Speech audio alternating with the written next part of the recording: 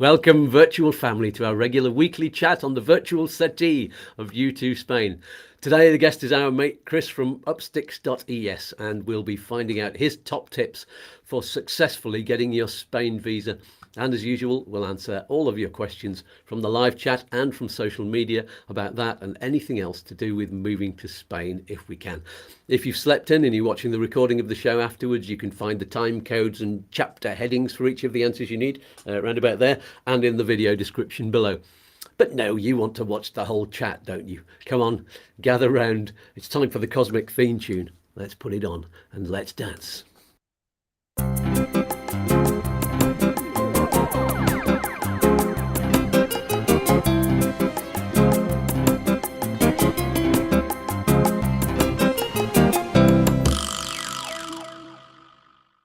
Oh yeah, thanks again to the groovy wizard Lee Spreadbury for our cosmic theme tune. Check out his link below. He's got a funky YouTube site. Now, before I bring in Chris, there are 3 quick pieces of information for you as usual. You can thank us for the oh so helpful things you learned today by using one of the 2 links in the video description below.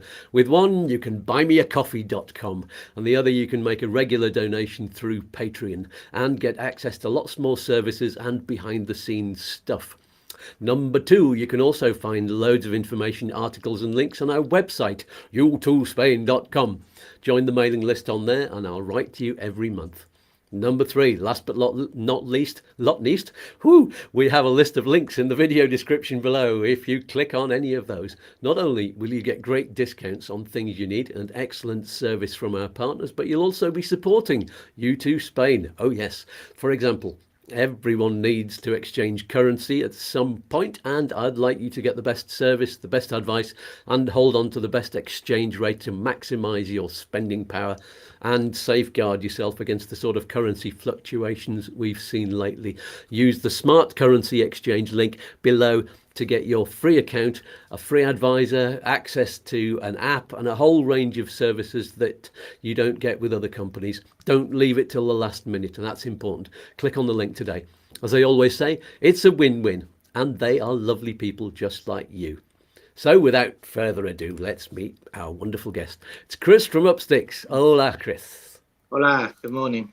Good morning. How are you doing down there in Malaga? Very well, thanks. It's cooled down slightly. It's been a nice week. We've had a bit of rain this week, so it's nice. Yeah, did you have the thunderstorms as well? We did, yeah. It was really quite not where I live, but we could see it over Malaga. It was quite spectacular. There was kind of continuous thunder for quite a while, which was a bit mad. I've never noticed that before, but there you go. Apparently, it's quite unusual for this time of year. Yeah. I mean, normally we'd be a bit later, I think. Really October time that we get the thunderstorms. So we do. I can always. I'm trying to work out my birthday soon, so I always know the weather then. We're normally always in the pool still at my birthday, which is in the 10 or so days. So. That's all right, and I can always remember on our anniversary we always get rain, so there you go. There you go, that's a good reminder. So let's see if we've got anybody on the chat before we start. Morning from Corinna May, Alan Lackenby, John Bentley, David Guest, and Anthony and Kerry are there, back from a trip in the Loire Valley. Finally some rain. Gone from Serengeti to monsoon with grey skies. What a relief. I'd love to go to the Serengeti.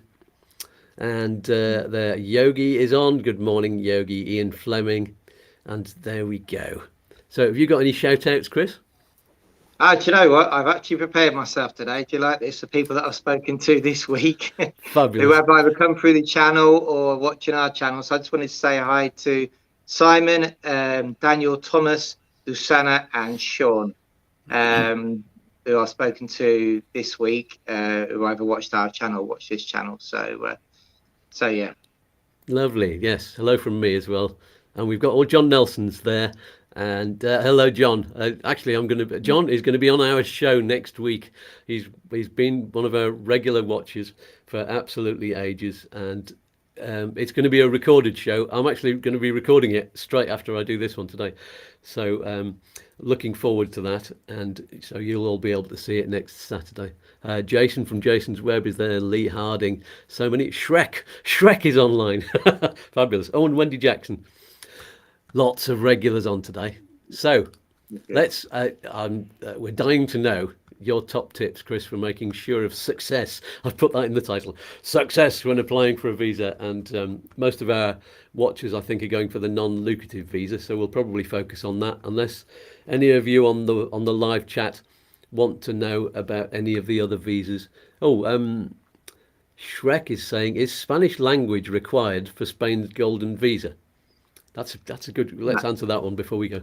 It's not, and it's I've actually got a list. So you're really impressed today. I've actually written down the shout outs, and I prepared something that I was going to say. I mean, I'm amazed, Chris. I'm amazed. I can't believe it. Your efficiency. So it's only taken a year. Yeah. So let's go. So you don't necessarily need Spanish language, but actually, you've got one of these on your list. We'll wait until we get to that one on the list, talking about speaking Spanish. Let's start with number one, though. What have you got there? Right, the only way you need Spanish language if you're doing if you're doing the golden visa yourself, evidently, because then you would need to know what was going on. But if you're employing someone else, then evidently no. Yeah. So good answer. All right. There we go. So my first one on my list is when doing your research, structure your key points and what we call red flags. So with a non-lucrative visa, there's three main red flags, which is evidently it's the money, to make sure you've got enough money. It's the criminal records, and it's the healthcare. Yeah. Mm-hmm. So that's there's another what we call sort of semi-red flag, which is having somewhere to live in Spain, but that sort of evolves during your journey of a non-lucrative visa. Some people do have permanent abodes, some people don't, some people looking for rentals, etc. But the first thing is, so when you're looking at the structure of your money, so we've got plenty of videos on that, but just make sure that first of all you've got enough. That's the main thing. And then obviously the healthcare. A lot of people who are going for the non-lucrative visa may be of an age that they need private healthcare, not quite reached retirement, that may struggle to get it. So definitely that's something that has to be researched beforehand. Taking into account that there's jumps in private healthcare, but making that connection can't hurt. And the other big one evidently is criminal records. If you think that there may be something that's going to show up if you're from the UK on an ACRO criminal records check, it's best, I think it's a valuable resource to, even though you're not ready to get started with your visa, to get your ACRO before, check that it's clear. Look, it's £30 or whatever, but if it's not clear, then you can make inroads into making it that way. Mm-hmm. There you go. Shall we answer Wendy's question that's come up here, so I don't lose it later on in the show? She's going for the work visa. She's got the work certificate, awaiting an appointment at Murcia for the permit. Then do I need to come back to Manchester for the visa, or can I get it in Murcia? Saves a trip to UK. I don't know her situation, but I assume she has to go to Manchester. If she's applying for a work visa, then that would be issued. The permission's issued to the consulate where she's applied, and then they put the visa in the passport, and then she comes back and registers the visa for a TIE card. Or Wendy, did you apply in Spain? Have you got somebody doing the application directly in Spain? You can do that, can't you, Chris? Yeah, so I don't know her exact situation, whether she's actually in Spain. I know her partner got a work visa as well. But yeah, it depends. It depends, yeah. If you're applying from Spain, then you don't need to come back to Manchester for the visa, but if you applied in Manchester, then yes, you'll have to come back. Yeah, there we go. I'm sure we'll get some more notes from her in the live chat anyway. So there we go. Hello, Mr. Lower Largo. He's asking about the driving license. No, we don't have any more information, but keep your eyes on this channel. Was there an update yesterday? I didn't see if there was an update yesterday or not. I didn't see one, no. The last 2 weeks have been exactly the same update, more or less, which is we're still working on it, on the last few annexes, they call them. But yeah. As I'm saying to everybody at the moment on Facebook, It needs to go through both parliaments, even once they've finished all of this. And the UK Parliament is only just getting back from their holidays on Monday, and they've got a leadership election going on there. And then within a couple of weeks, they're all going for their party conferences. So, well, one party at a time. So I don't know if they can get it through when that's all happening. So I'm anticipating, my best guess is November.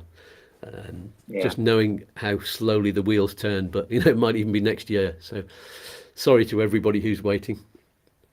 There we go. Oh, Wendy says someone applying in Spain, so she's got somebody making the application in Spain.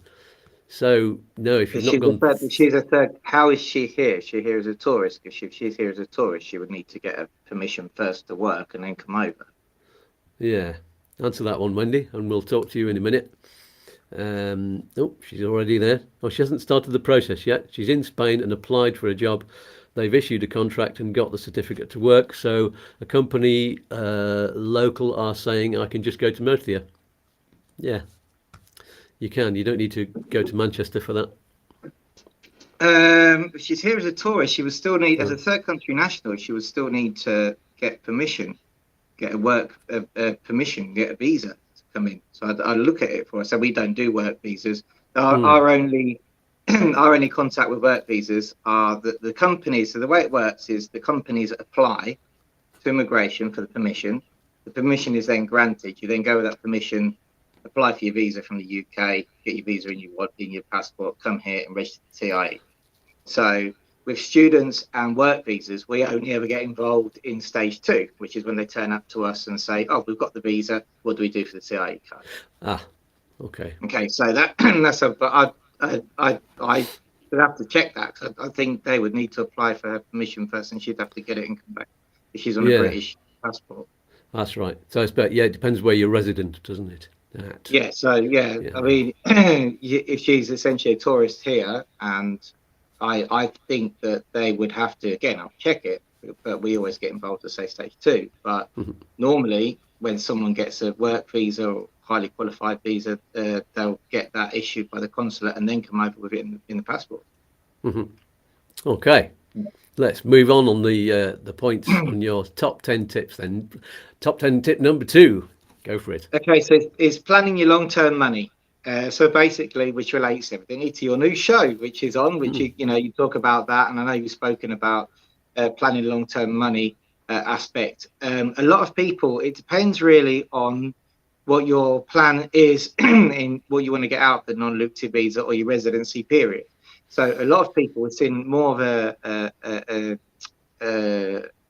more clients who want to come just for the year and don't really have any intention. Maybe they just want to take a year out or whatever, they can fund that year out. So they don't really have that sort of long-term gain. But a lot of people may think they have enough money, but you've got to remember, especially if you're working off a base of savings, that's going to last you with the with the price of maybe EPREM going up until you get to your 5-year residency period. So it's looking at the structure of the income as well. So if you are going to be taking income and you're going into renewals, it's a lot better to have it paid into a Spanish bank. And one question I didn't get in, I was listening to you driving last week, right? I was driving and I couldn't obviously be responsible to be typing at the same time. And I couldn't, I was on my own, so I couldn't get it on the chat. But what I wanted to ask your guy was, asking is, when someone makes a regular pension payment from the UK, from their bank into the Spanish bank using a transfer company, can that figure as a pension payment, or does it just figure as a transfer? That's a good question. What, in terms of tax, or in terms of what? No, in terms of how it's written on the statement. It would just be a transfer, I think, from the smart currency exchange. I think that's what it would show up as. But I think maybe they can put it down as pension, because you can do that when you make a transfer, can't you? You actually write what it's for. You can put your own notes in there. That was my question, because this relates to renewals. So obviously the first application, when you're going for a visa, you can use any assets in the use your assets in the UK if it's savings passive. income. But when you come to your renewal, it's a lot better to show the centre of economic activity arriving in Spain. So in the statement, if there's regular pension payments, which simply put pension, you can relate that to the P60 or something, then that makes it a lot easier for the renewals. I'm not saying you can't use statements from abroad, but it's a lot easier and recognisable by immigration if you've got a Spanish statement and say, for example, they're using a currency firm like yours, and that comes in on a regular basis, and it actually says on it pension. I'll ask the guys and report back on the Monday show. Which for those people who don't know, I'm going to announce it at the end anyway. But for anybody who's watching now, it's at 1:00 Spanish time every Monday. So I do talk about exchange rates, and also as a regular feature on the show now, I'm talking about how to beat the energy crisis, and got a special guest on, my very first live guest on next Monday, he's a professor type, and he knows all of the ins and outs and all of the technical details about saving energy, and we'll have some really good tips on there. Everybody's trying to save energy because of the price of electricity and gas. Actually, there's been an announcement today from our lovely Prime Minister Pedro Sanchez. He's reducing gas prices. He's putting a level on that, so gas bottles are going to be cheaper, gas supply is going to be cheaper, which is good. He's done well, Sanchez. I mean, I'm pretty apolitical as it is, but I'm not saying I'm the biggest fan of Sanchez, but I have to say in the cost of living crisis, with the fuel and everything else that he's done, the transport and the electric, the VAT going down, and the gas. I mean, it's been good with that. Yeah, he seems to be a lot quicker ahead of the game, whereas the UK are just going, yeah, we'll when we get to the budget in October, or they'll do an emergency budget, we'll do something about it, but they've not announced exactly what. So there you go. They're still on holiday. I think as far as I think the good thing, I don't know about payouts and stuff, if he's organised any but he has managed to try and keep money in people's pockets as much, which is great for the economy because we spend. So instead of just like getting people to spend all their money then giving them a handout, it's better to keep money in our pockets and let us spend it. So anyway, digressing. Yeah. So that's number 2. Let's Yogi's got a question. Let's see what this one is. For the purposes of evidence, the information, statement, evidence, etc. we supply, is there a shelf life when supplying this to the Spanish consulate? For example, bank statements need to be in the last 3 months. No, sooner than that, as close as. If you can be in the bank in the morning and get a stamp on them, even better, before your appointment. Not quite that, but as close as. They need to be at least within, I'd say, 2 weeks. Which is sometimes very hard in the UK, because sometimes more and more problems where so a lot of people have like First Direct, for example, which is HSBC, but it's an online bank.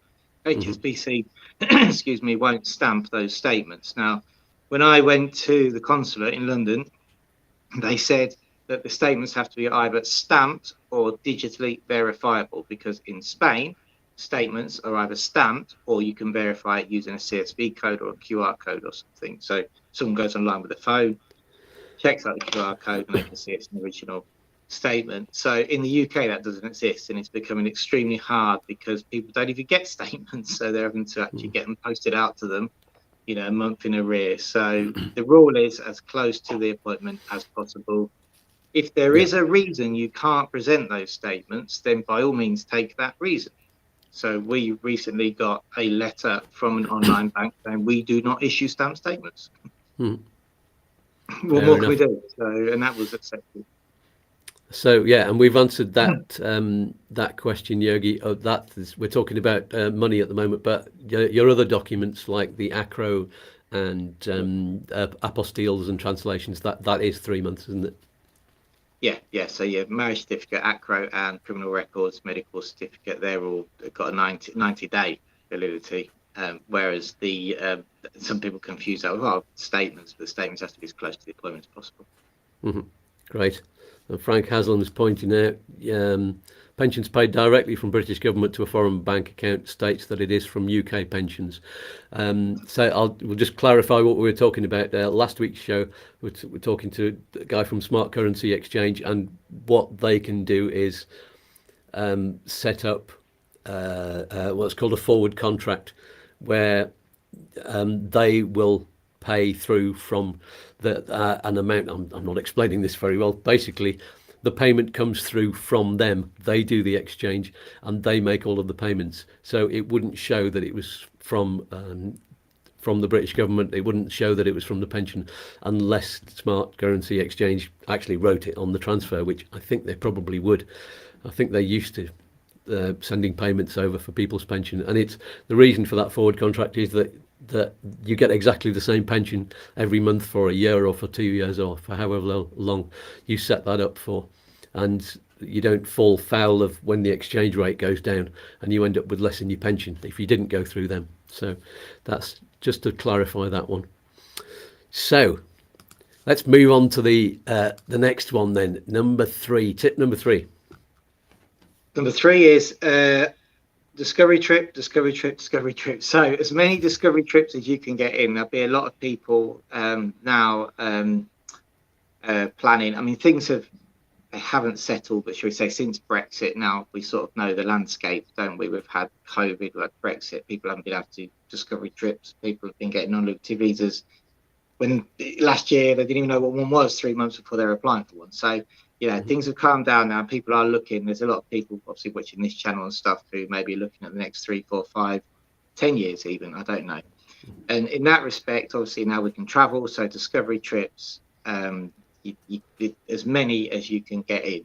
I know we've spoken about this before, but different areas have different vibes and different seasons, don't they? So I mean, getting used to where and looking at where you want to come in blind, if you can help it, isn't, it's not a good idea. So discovery trips is a must. Yeah, because there's so much you need to find out about whether you and at different times of year, and so many things. I've talked about that in my I did a top 10 tips video on Wednesday as well. So have a look at that, everybody who's watching as well, and that talks about all of the different reasons for needing to visit at different times of day if you're looking at a piece of property, but yeah, you need to get to know certain areas and whether you're close to amenities and that. We'll talk about that one again in a minute. So yeah, definitely. It can be brutal, can't it? The seasons, like where you first stayed in Locher. I mean, that's beautiful, but winter, it's -8 at times. Yeah, we arrived on October the 10th, and by the time we moved out on November the 15th, it was really cold at night. And and unfortunately there was no heating in the room we were staying in, so we just gradually getting more and more duvets that we'd had with us, that we'd brought in the car with us, that fortunately. So we ended up with masses of duvets and wearing loads of clothes, which we didn't expect to do in November, because the last time we'd come to Spain in November was for Liz's birthday, and we were out in t-shirts and shorts on the streets of Malaga, and we didn't think about, because the hotel where we were staying in was all had heating in, but we didn't even think about it because it just felt like the daytime temperatures in there. So there you go. So we didn't think. There's brutal changes. So yeah. Jason says my discovery trip is booked for May next year. Good lad. And Shrek's asking, off the topic, but Fuengirola or Barcelona, which of the two cities is safer for foreigners to live in permanently with a golden visa? Planning to move soon. Difficult question. You can't compare the two. I mean, Barcelona is a regional capital, massive. It's a tech hub. I was there at Christmas, and it comes with all the liabilities of a massive city. That's basically. Yeah. Fuengirola is a tourist destination.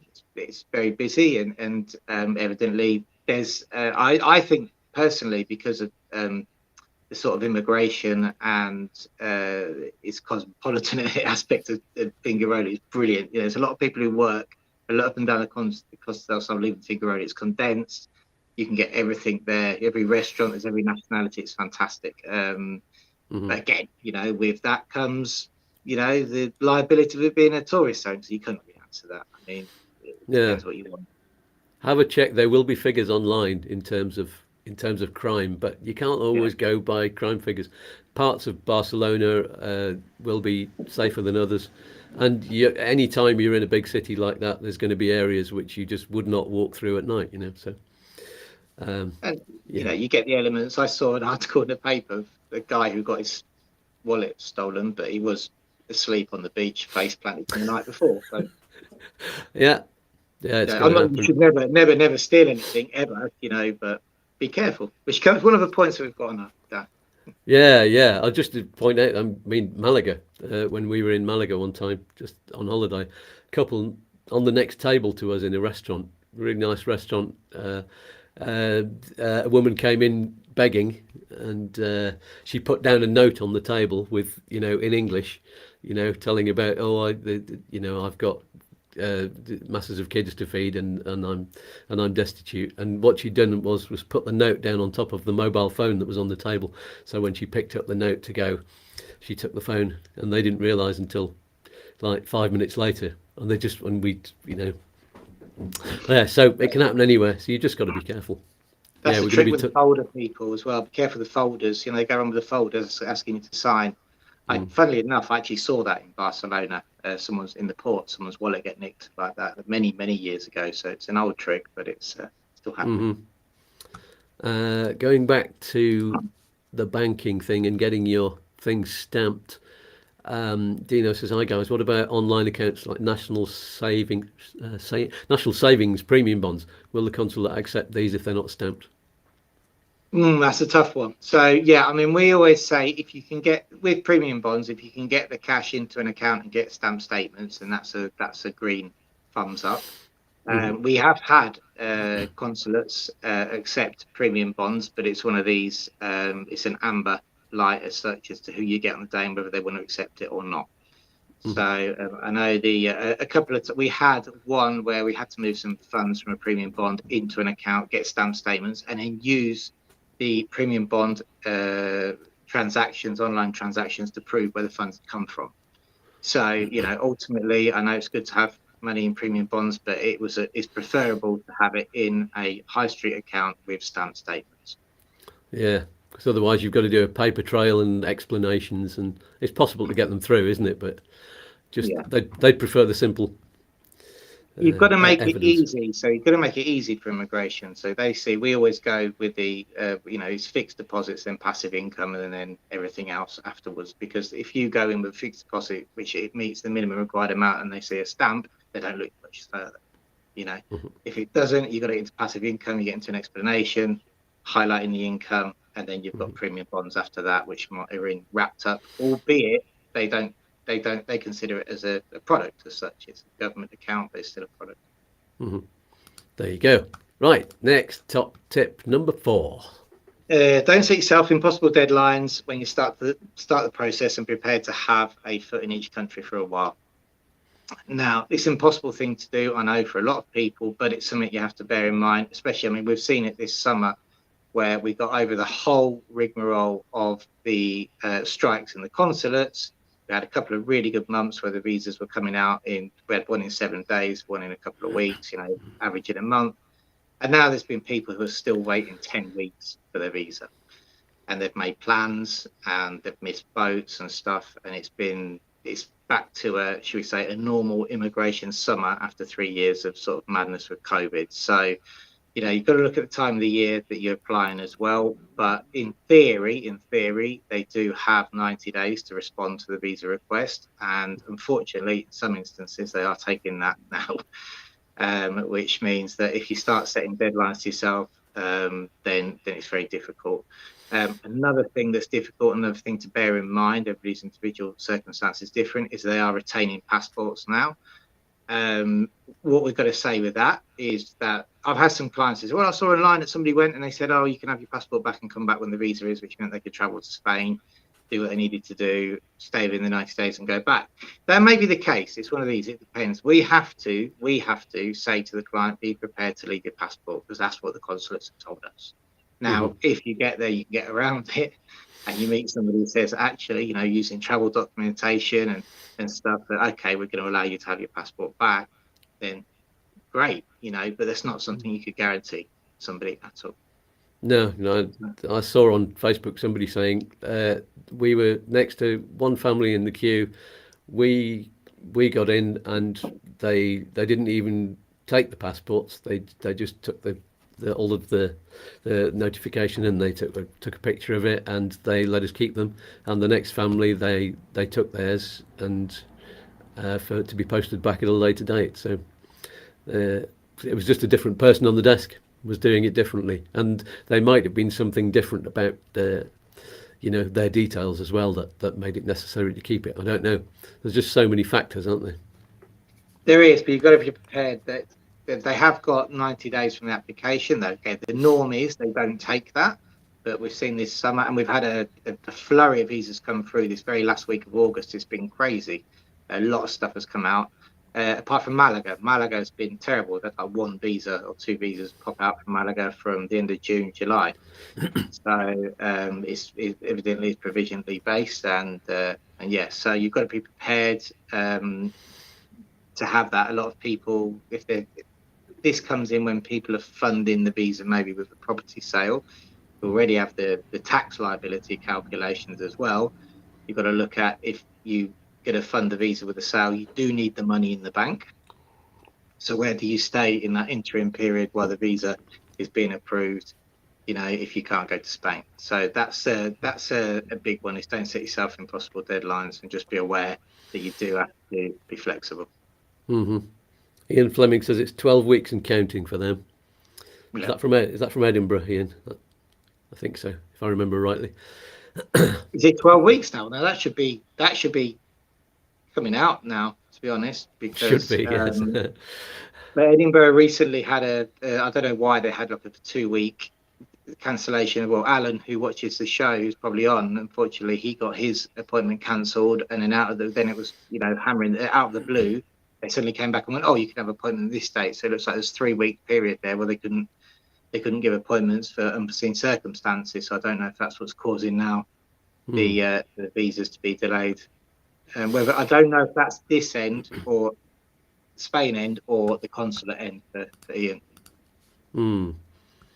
Let's see, like Anthony and Ian, we wish we had someone like you, Chris, when we had to do twice the EU, then post-Brexit residencies in France. Ever think of opening in France? Interesting. Oh, got enough headaches. It's learning a whole new system, isn't it? It's like a whole new system. I'm sure the structure's the same. All immigration is, it's money, healthcare, where you're going to live. The 3 fundamentals, but there'll be a lot of paperwork to learn probably. My French is rusty as well. Yeah, not as rusty as mine is.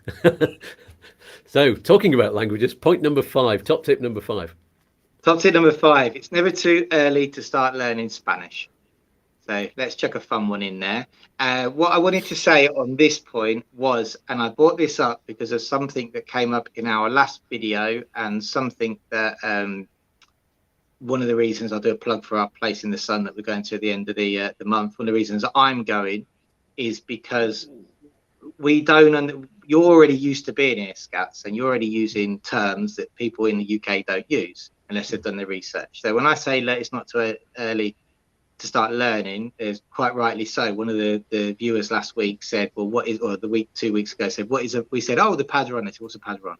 We said, oh, DGT. What's a DGT? So aside from learning the basics and making sure that you can feed yourself, get a beer and a glass of wine, there is certain elements to the visa application that even if you're not getting your paperwork ready, it might be worth researching, and like things like solicitud. What does that mean? Well, that actually means, so there's a whole vocabulary of stuff there which you're going to get used to hearing, that people who do what we do are used to hearing and use on a daily basis, but we're not used to people not knowing that, and it's the demographic of clients that we've seen post-Brexit. Everything is completely different because everybody we dealt with before are already living here. They're already come. They're already used to Spain.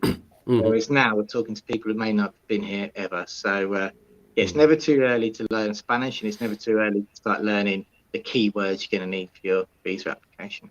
Yeah, yeah, it'd be worth bringing out a book, wouldn't it? Just to, or a PDF file of all of those.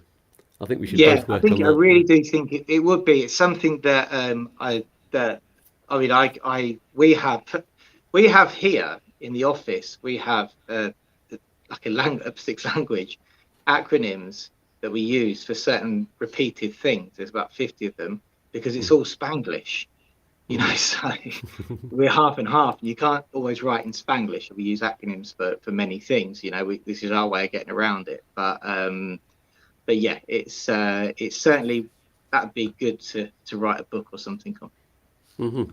Brilliant. Top tip number 6 then. Let's move further. I'm going to try and keep the show to an hour today because I've got to record Yeah. another one afterwards. So, Oh, sorry. let's. No, it's okay. No, I'm just perking myself up because the coffee's running out. Choose your. I've number 3. Choose your area wisely. Choose your area wisely. The crazy thing to say, but I mean practical versus dream house. Okay. So when you are coming into Spain, we're moving more. You know, when you're doing your discovery trips. Albeit that, you know, dream house might be nice, you know, you drive down the track, as we say, in summer, which might be full of water in winter to get there. Look at the practicalities, especially if you are planning on staying for 10, 15, 20 years or the rest of your life, and what it'll be like when you get older. So that's just one of those things that I've seen people make mistakes in the past where, you know, you buy the dream house and then realize actually there's no one to talk to and it's in the middle of nowhere and it's a nice pool, but, you know, you're bored, and you'd be better off in a flat in Tingarola having fun around the vibrant restaurants. Yeah, yeah. Or right next to a little village in the mountains, if you, Yeah. and yeah, near to people is a good idea. As long Yeah. as you can cope with, as long as you can cope with dogs barking, you're fine. Fortunately, dogs are the soundtrack to Spain at times, aren't they? Yeah, yeah. It's one of the points I made in my top 10. The little thing on Wednesday, the Wednesday video, was get used to that. Get used to the noise. It's dogs and even cats, all kinds of animals at night, fireworks and ferias, the fiestas. Yeah. Just you got to get used to a certain amount of noise. And the best thing to do is join in. Yeah. Yeah. Well, not necessarily with the dogs. You don't just go around barking, but you know, just in fact, get yourself a couple of dogs so that your dogs are making just as much noise as everybody else's. Then that's happened to us. Having because our dog that we bought from Ireland didn't bark very much at all, because we didn't live next to too many animals. So, but we brought her over here, and then we got a little Spanish dog, and the little ones set the big one off. So now they both run out barking as soon as they're here. And we've got one dog that lives over the road, another 2 dogs just down the road, and they're all set off. And it's usually at night when all of the night creatures come out. Yeah, and one of them sets all of the other ones off, and there's just a massive nighttime Barkathon. Barkathon. And we're just learning to laugh at it now. But it's when you're sitting on the settee, you know, if you're just having a nice relaxing evening and one of the dogs is next to you, suddenly they hear a noise and then they just bark and it's just, and your wine goes everywhere.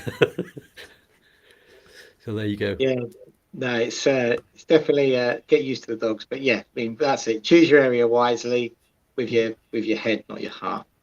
I put down, there's another video. I think there's a whole video you could do on that, can you? Yeah, absolutely. Number 7 then. Number 7, have a save folder. Have a save folder. So, you know, when you're preparing your docs, we send folders out to our clients, but if you're not, then you just get a save folder, keep everything in order in one place, including your passport. We've had a couple of people who've managed to, which have unfortunately lost passports beforehand, and one of our clients found it on the. I've done it all the time. I've done it loads. Found it on the scanner. I Yeah, literally this week I got halfway to Malaga and found out that I'd left my TIE on the scanner to when I needed it something. So, you know, it happens. But have a safe folder, you know, where you keep everything in one place. It sounds a crazy and simple tip, but it's a great tip. Yeah, it's actually worth having a fridge magnet saying, check the scanner. That's probably where it is. Yeah. I'm terrible for losing like keys and stuff, but I don't panic anymore. I'm just like, it will turn up, and it does.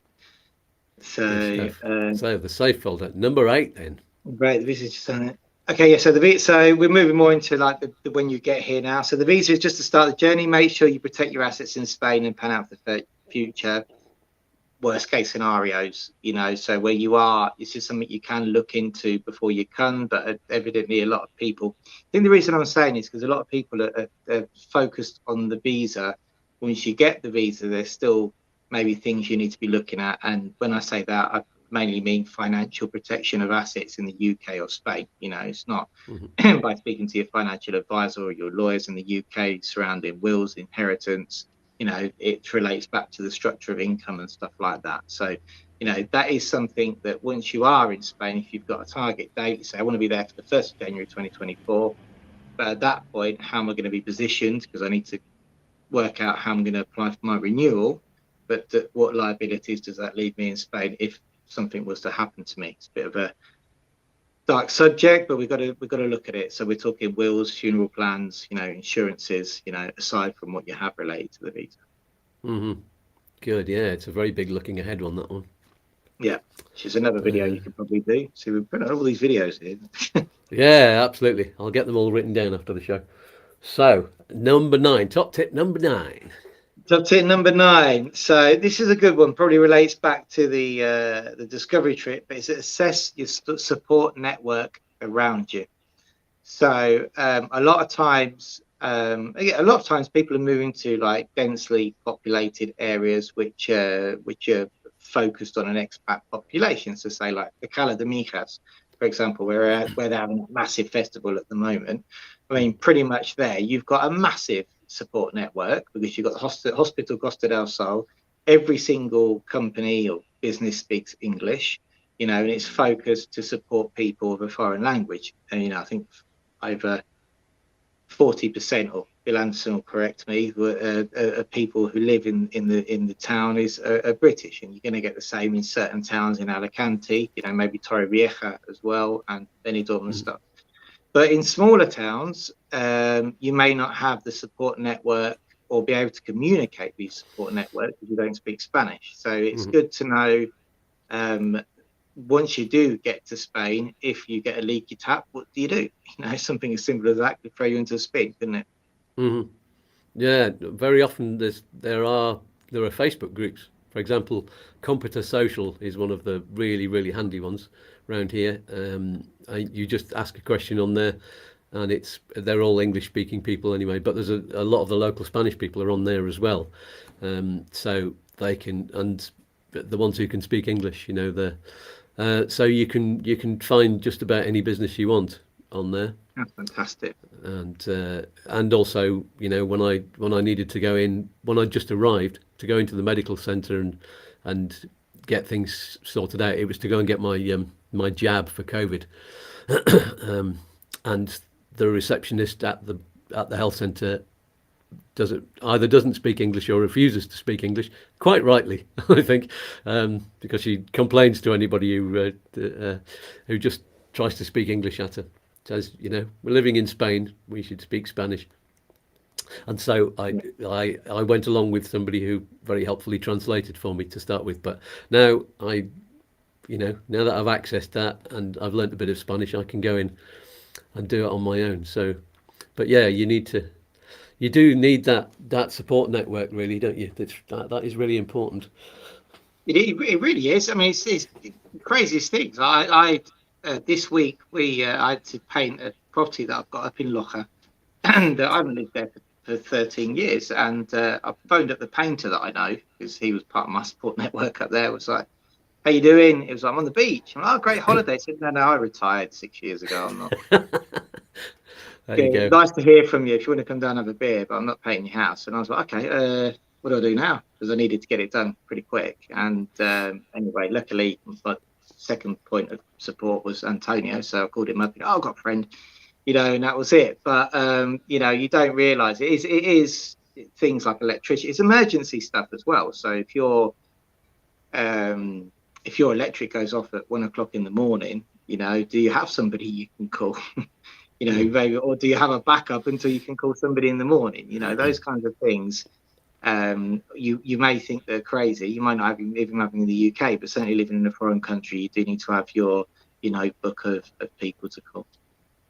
Yeah, and this support network really came up to do with the driving license, with people who've moved over and they're waiting for the driving license swap thing to go through, so that they can do that rather than having to pass the driving test. There's now a lot of people stuck out because they're just slightly too far away from the local physical support network of a town, you know, and they're just stuck at home and they can't access medical services, and you know, they can't get to anybody because they just can't drive, or they're driving illegally to do it, you know.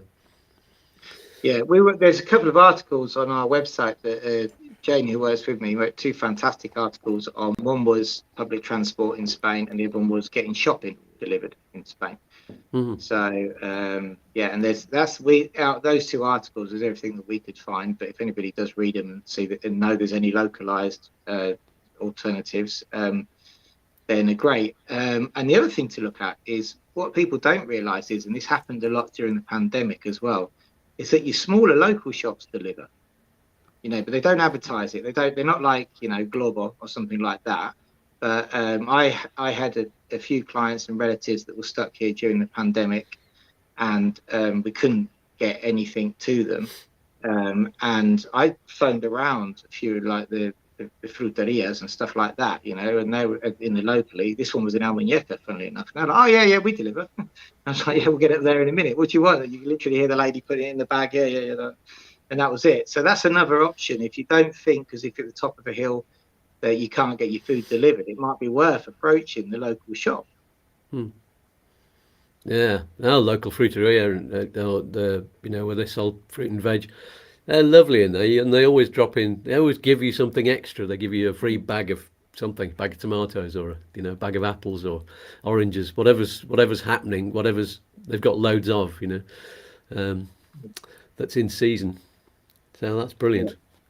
And that often makes it cheaper than the supermarket. Whereas, you know, normally you go to a local shop and they can't give the price discounts that you get in supermarkets, but they've got this, you know, local niceness, and they give away stuff as well. So in the end, it can be worth it. Yeah, it's lovely in the village. And I don't particularly get that here in Alarinda de Torre, even though you visit same places a lot. It always happens up in the mountain. We always laugh because I mean that in Granada, for example, I love Granada. You know, I love Malaga, that's where I live, but Granada is sort of my spiritual home. Just where I feel comfortable in Granada, where I go to relax. And you know, they're so generous because they have the custom of giving tapas with food, don't they? You know, so, and I think with the custom of giving tapas with food, you know, I mean, they're not scared of food in Granada. That's probably why I like it so much. But, you know, there comes a lot of generosity across the board. Yes, indeed. Oh, we've got K.E. Sydney on Morning Skatz. Looking forward to our video meeting next week with Chris. There you go. It's one of your new clients. Cool. Brilliant. I will be there. Probably sat in this chair. There you go. Number 10 then. Top tip number 10. Top tip number 10 is to enjoy the journey as much as the result. Obviously we all jokes aside, we're dealing with people on an everyday level, and it's very, very stressful, albeit that, you know, we do our part in helping people get the visa, but there's an awful lot on people who are applying for a visa, a lot of stress on them, not only with the requirements. So we only fulfill, you know, we're that 50% or that 25% of getting the visa through. They've also got a lot of stress personally as well, you know, and you can't help that the two mix at times. So it's a stressful time, and, you know, but certainly something I wish I'd done, and I know you've documented your journey to Spain, but back in 2000 when I was 21, it wasn't top of my priorities, and I really wish I had done it now, you know. So even if you just document it, nowadays we've got smartphones, we've got everything, but I think definitely make sure that you're trying in the long game. It's always something to focus on. It's lovely, but enjoy the journey as well as much as possible. Yeah, and when you know that you've got to wait for something, don't just sit there biting your fingernails. You know you're going to have to wait. Just go out. If you're in Spain, just go to a cafe, enjoy the culture, go for a walk on the beach, do the things that you intended to do when you decided to move to Spain. Don't let that stress take you away from what your dream was, you know. No, certainly not. And things do take time. I mean, look, I'm as guilty of it as anybody. I just recently, we up till 2 days ago, we didn't know the teachers for my children, and they start on the 12th. And I'm going, you know, and I'm telling everybody all day, well, look, I'm very sorry, but this is what it takes. It's a process, blah, blah, blah. And I'm as guilty as anybody, because it's 10 days before I'm going, what's the name of the teachers? Why can't they get them organised? Why can't they get this organised type thing? So, you know, it is, here I am preaching. I need to practice what I preach in that respect a lot of the time, but that's why it came up, you know, because I have to constantly remind myself, even me after 23 years, with running the business and stuff like that, you know, just to maybe just take a step back from that stress and enjoy it for what it is. I've got it. Yeah. We're going to a festival next week, and I keep getting stressed about with the idea of they've not even announced. They've announced who's going to be playing and on what night, but they've not announced what time the whole thing starts and who's playing when. And, you know, how can you organise when you're going to travel on the day if you don't know what time the gates open? So, but I'm just thinking, it's all right. We'll just relax. The information will come out at some point. And they don't even, very often on posters, they don't put the address of where it's on. So, you know, I've seen that on Facebook. When you've got friends in lots and lots of different countries, you suddenly get a poster on saying there's this festival on or there's this gig on, and you think, oh, you get really excited, and you go, well, yeah, but where is it? Oh, it's in Sweden or something. Well, I wish they'd just put the little details on the bottom. It's so easy to do, but no, there's no point getting stressed about it. Obviously, I am slightly. That's a shame, because I was going to ask you, so I don't know. There's a big Andalusia app that you can get, and you look on there and it goes to be announced. They've got an app. Why don't they just say? Surely the bands must know. Whether, you know, they must have booked them. Now, maybe the bands just get the same thing. We don't know when we're on. We just know we're on Friday. You know. So yeah, there you go.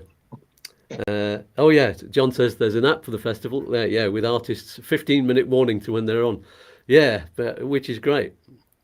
I didn't even know there was an app for it. I'll have to download that. You'll have to I just found out yesterday, so I've downloaded that, and it's great. 15-minute warning, but yeah, that's you're still at home. That's no good. Yeah, I'd like to know, like, now. I want to know now. I want to imagine what my day's going to be like. I want to have an expectation of you know. Although in my experience in the past, sometimes it's best not to know and it just to happen, and it's all so much more delightful if you get rid of the stress of it. So yeah. Enjoy the journey. That is very important. If you can master that, then you'll be the most zen person in the world. And it is hard. It is hard, and I do understand that a lot of people come off the back of maybe quite stressful and structured careers as well. So it's, you know, you can't just turn that off. You know, I speak to a lot of people who some people are amazing when they're doing paperwork, and you can quite evidently see that they're very efficient in the way they did their jobs and stuff, because it's applied to when we're preparing stuff. But and that can't be turned off. But Spain is different. It is. You got to learn. So let's see what comments we've got. Actually, I'm going to go to the one comment that was from social media. It's from Brian Spark, who I always keep calling Brain Spark. And here we go. Had a non-lucrative visa question. It was like an opinion on. Okay, this is quite funny, actually. You'll enjoy this. The scenario is a parent and one of its children wishing to apply for the visa. Sounds really easy to start with, but then the parent is over the retirement age and the child of the parent is not, in fact, a child. For instance, just below retirement age and unemployed. In this situation, could the child of the parent apply as a dependent of the parent being the main applicant and having sufficient resources to comply with the financial aspect for both applicant and dependent? In addition, as part of the application pack, would the parent have to produce a birth certificate for its child? This is talking about a 60-year-old child here. So what do you say to that? Well, we saw no. You can't come as a dependent if you're over 21. But that said, we did see one of these. We actually didn't do it. We're doing the renewal last year, where a daughter and two parents came over, and the daughter didn't have the funding, but the parents did, and she applied as an individual using money from the parents, but with proof that she looked after Oh, you've gone silent, Chris. I can't hear you. Can you hear me? Can you hear me? Oh, yes, I can. Oh, is it my headphones? Hang on. I might have gone. It's okay. I'm just going to go on. It's my little headphones. They've gone off, so I'm going to have to go onto the other headphones. Won't be a second. Let's get this sorted out. Technical issues. Don't want my speakers to be going on. There we go. Headphones. There we go. Can you hear me? Yeah, I can do. Yeah. Great. I can hear you again now. Sorry about that. That headphones were saying 100%, but they just gave out on me. Never mind. So carry on. Yes. What were you saying? Yeah. So yeah, we had seen that a situation like this last year, where a younger, should we say, an elderly couple and a daughter who's well over the 21 years old came over using finances from the parents. Evidently, they look at it on an individual case basis, but they didn't need to take the deduction as a dependent, right? So they had full money for the daughter and the family, and in excess of what they needed for the renewal as well. So in that case, the visa was awarded. I don't think if you need to depend on the deduction as a dependent in the financials, that it would be viable unless you were that person's carer. But so yeah, so as I say, we saw one last year, very similar, but they had substantial financials. She ended up applying as an individual after the parents actually put money into her account and did a sort of an affidavit that they'd never asked for it back, basically. And they got it. But having the reduction could be more complicated. Yeah, there you go.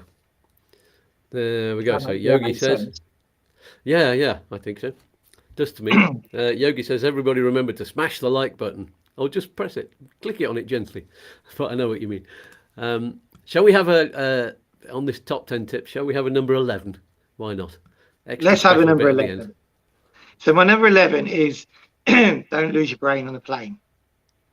So we used to joke all the time, maybe in the noughties, where people used to come over and they'd get on the plane as an accountant and end up and within 3 days qualify as a builder in Spain, and then be building houses and charging people, and houses would fall down. But yeah, what we mean by that is don't lose your brain on a plane. Is like the everything that is sensible in the UK is sensible here. We touched on it when talking about Barcelona. We touched on it about talking about finger roller, that your basic security measures still have to be in place. If you're living in the middle of the campo in a house, it'd be a good idea to get an alarm when you go out. A lot of people use dogs, but alarm, security in this day and age is very cheap compared to what it used to be. So it's always a good idea to make sure your property is secured. And it's basically that. So just don't lose your brain on the plane. Make sure that there's when you're looking at quotes, for example, don't just just accept it because you're a foreigner and you're in Spain. It has to be accepted. If it sounds expensive, it may very well be expensive. So look at your core materials and get an opinion on anything you get quoted for, whether it's fitting a swimming pool or getting curtains put up. So all stuff like that. Just it's keeping. If you would question it where you come from, then it's worth questioning it. Yeah, good plan. I see Facebook posts all the time with frightened people saying, "Oh, what happens if I leave my property? I've heard all about squatters breaking in and taking it over, and they've got loads and loads of rights that you haven't got, if etc." And but there are security systems that you can get that are linked to the police stations, aren't they? There are. I mean, we've got one at our house, and we do it through a popular telephone company, but there are like individuals as well. And they have very good alarm systems. They put up sensors around the house. They're very like any old typical alarm. And what you can do is, I mean, they would sell you like millions of cameras and stuff because you pay a monthly rate. But what you can do is actually just use a very simple alarm system, because if someone breaks in, it goes off. That's classed as a break-in. They can't squat. And back that up, nowadays, you can get like Tapo cameras which work on an application on your phone. They cost like €30. You know, and a little bit of online storage a month is like $4.99. So, you know, that kind of stuff. It's not even, look, 5 years ago, it's a lot more expensive. So, you know, it's worth, you know, speaking to somebody about your security, same as you would do at home. Exactly. Yeah. So, and yeah, obviously you can't, if you're not spending all your time in Spain, you can't have a dog. You can't leave a dog wandering around the garden. But that's one of the reasons why there are so many dogs in Spain. They tend to sleep outside, and they're there to guard the property, or the, you know, even if they're not guard dogs, they're there to say, you know, to deter. We're here. Yeah. So there we go. Any more tips off the top of your head before we round the show off?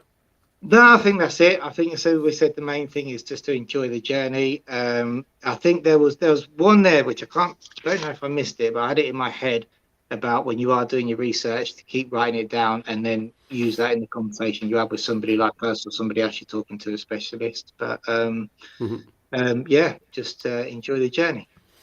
There you go. So if anybody on the live chat has any more questions, do it now. I know there's a 20-second delay before they come up. So in that time, let's give out some prizes, shall we? Let's do it. Yeah. Who's on there that's not been in before? Stephen Walters said, was talking about, he's saying this is true, going through passport theft. And yeah. So Stephen's not had a prize yet. Shall we have Stephen? We can send him one out. Yeah, brilliant. So Stephen, get in touch with either info@YouTooSpain.com or... I've got Stephen's a client of mine, so we can... Is he? Okay then, there you go. You already got his address then. Brilliant. And that's one thing, that's a very valid point he made. It's probably worth just saying quickly, is that evidently he's had a terrible time with passport theft, and he had the visa in it. And but you do have to carry ID about with you before you get your TIE card. Yeah. So I still do. Yeah. So, you know, it's you have to be very careful in that respect.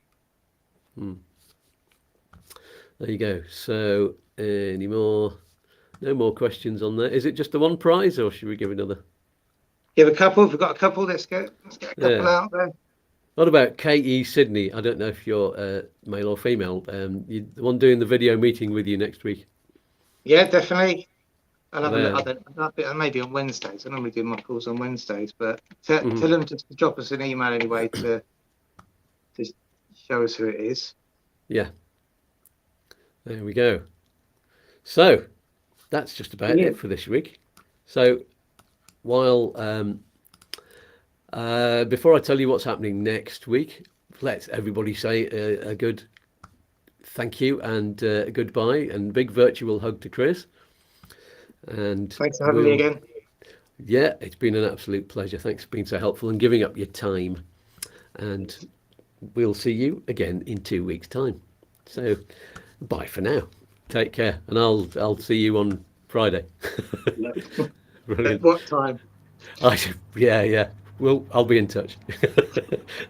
Cheers, Chris. Bye. There we go. So thanks everybody. A lovely chat once again. Chris is brilliant as usual. So next week on our Cozy Family Settee, we've got somebody you might be familiar with. He's just come up on the live chat there, John Nelson, and his wife Patsy, who are flying into Malaga in a couple of days' time. Actually, they're from I'll let him tell you all about it on the show next week. But they flew over to Scotland. They've been living in New Zealand, so they've taken a great big emigration journey, and they're heading for their new home just about half an hour down the road from here. So we'll be finding out all about the difficulties of moving a long distance, and I'm sure a lot of that will apply to people moving a short distance too. Anyway, they'll have loads of advice for everybody, and I'm looking forward to that. I'm recording that show, as I said earlier, in a couple of hours. So it's not going to be a live show, but you'll still be able to talk to each other, I think, on the live chat if I schedule that right. So I'll make sure I do that. A little motorbike passing. There we go. And 2 weeks' time, of course, Chris will be back. Subscribe if you haven't all done that already, and click on the notifications bell, which is somewhere down there, and you'll be the first to know what's coming up next. Finally, as I said earlier, tune into the virtual Cafe of Cash on Monday at midday, if it's midday if you're in the UK, 1 o'clock if you're in Spain, to meet my first live guest on that show and get some energy crisis busting advice so you can save money on your bills. We all need that right now. If I don't see you then, I'll see you next Saturday at the well, I won't see you because I'm going to be in Malaga, but it will come out at the regular time of 9 o'clock if you're in the UK or Ireland, or 10 a.m. or if you're in Spain or anyway in Central European time. My lovely wife Liz says hi again. Hi. You can join her for free virtual yoga and meditation on her YouTube channel, which is called YouTooYoga. I've put the link below anyway with all of the other ones. And that's all for this week. Somebody sweep up that Kalima dust. We've had it twice this week. It still keeps coming over. And polish the pathways. It's time to head into the virtual Spanish pool. It's still warm enough here. Peace and love, everybody. Let's get ready to dance. Peace and love. Got to do that. And here we go. Bye for now. See you soon.